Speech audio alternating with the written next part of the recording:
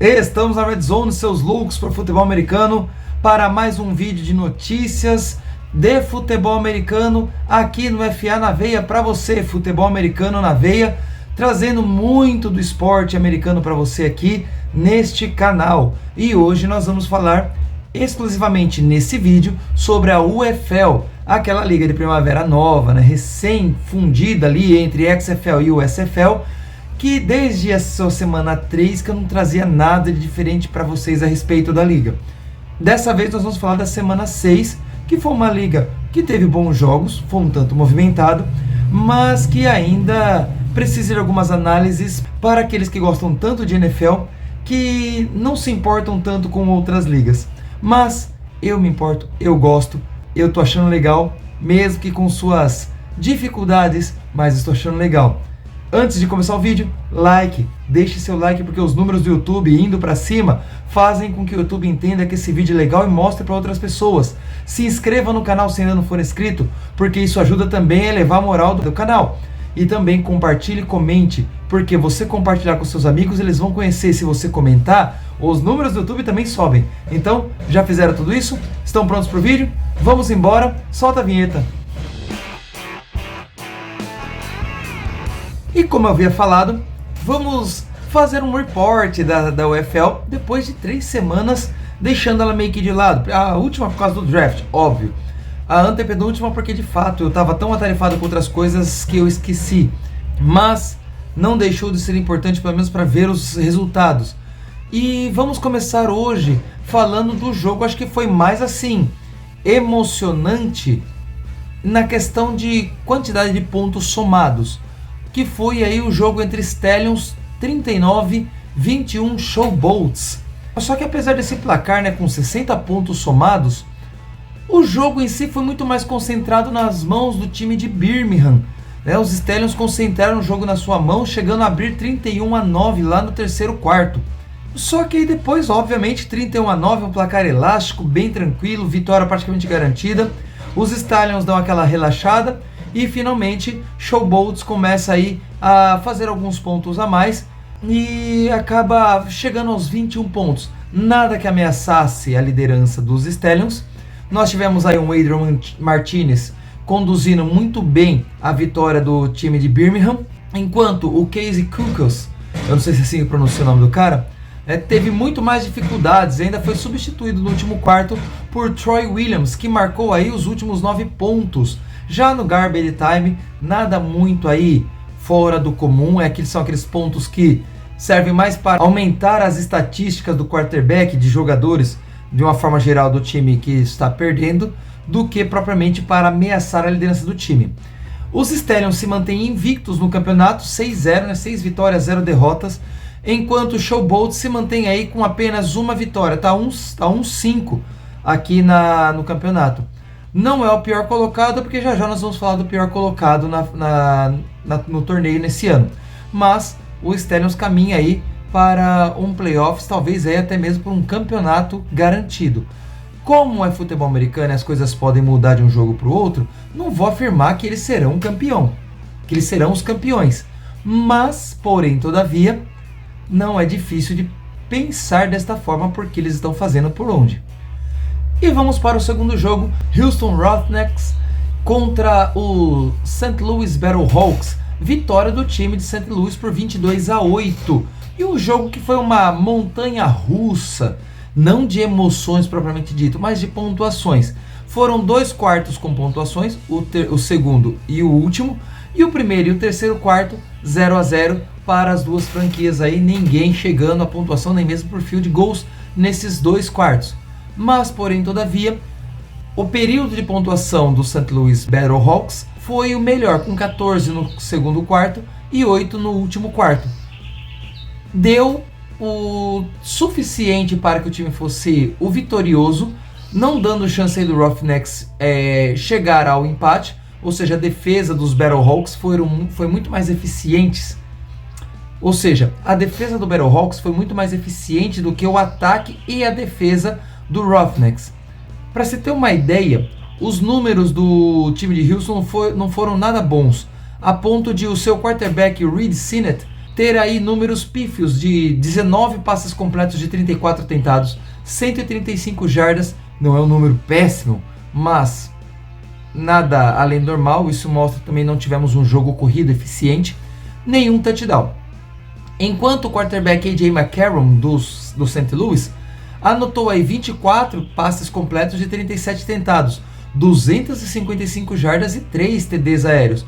Foi um outro time que não teve assim um jogo corrido tão bom, mas que pelo menos no jogo aéreo foi muito mais eficiente, pelo menos em 2/4 da partida. Isso pode não ter sido linear, mas mantém o Roughnecks aí com a liderança na conferência XFL com 5 vitórias e apenas uma derrota. Terceiro jogo, o jogo da 1h da tarde aqui no estado de Rondônia, deste domingo de UFL, tivemos o Renegades contra os Panthers, Arlington Renegades contra Michigan Panthers. E foi mais um jogo em que o Arlington liderou boa parte do jogo, não jogou mal, mas não conseguiu vencer. Teve jogos aí que eles jogaram mal pra caramba, mesmo quando estiveram aí com poucos pontos à frente do placar e não conseguiram vencer. Mas dessa vez eles jogaram até bem, eu assisti o jogo inteiro. Eu sou não diria ainda um torcedor ávido do Renegades, mas é um time que eu gosto de acompanhar. Foi o campeão da XFL no ano passado, mas não está ainda esse ano.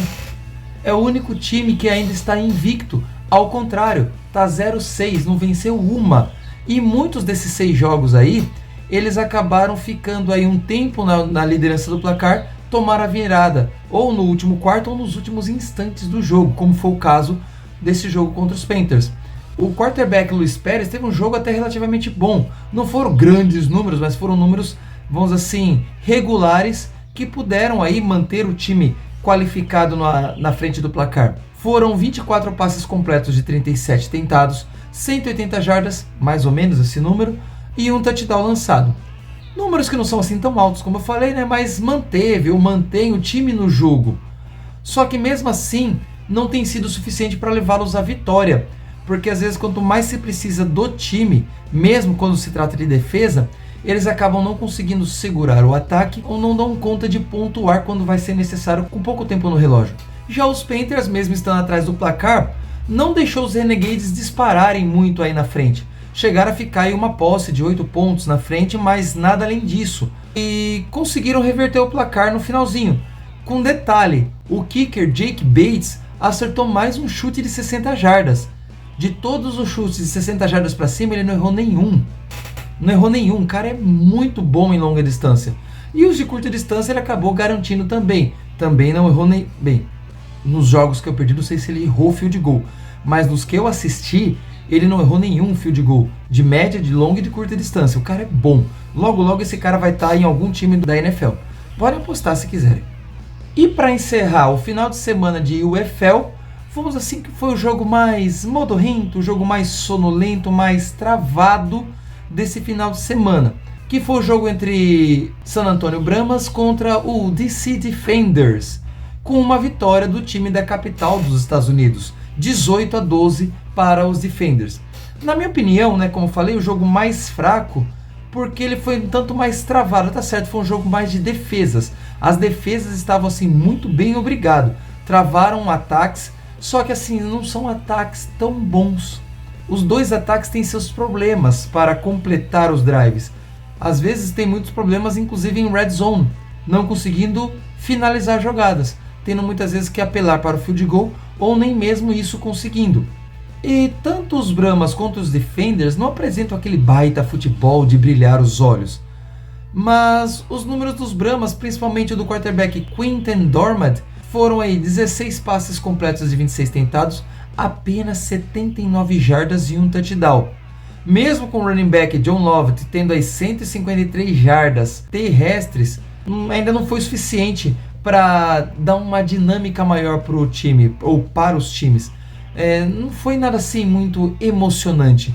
Já o quarterback dos Defenders, o Jordan Ta'amu, ele apresentou números um pouco melhores. 14 completos de 22 tentados, 179 jardas, mediano para bom. E um TD lançado para o wide receiver Kelvin Harmon, que teve 101 jardas recebidas e um touchdown recebido. Foi o time que conseguiu mostrar um pouco mais de ímpeto no seu ataque, conseguindo esses 18 pontos e finalizando a partida, que somou aí seus 30 pontos, os dois times juntos. Mas não foi um jogo emocionante. Foi o piorzinho jogo da semana. Começamos com um jogo excelente no sábado, terminamos no domingo com um jogo mais ou menos.